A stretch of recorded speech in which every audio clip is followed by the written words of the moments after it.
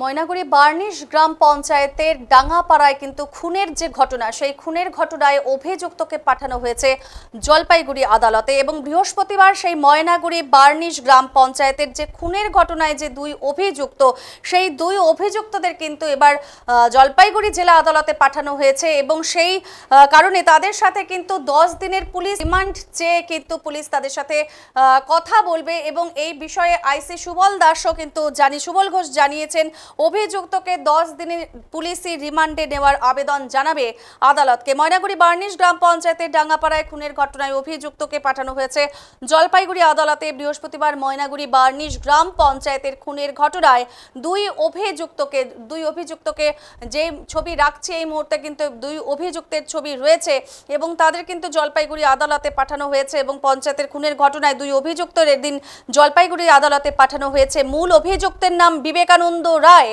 এবং তার সাথে থাকা অপর এক অভিযুক্ত সঞ্জয় রায়।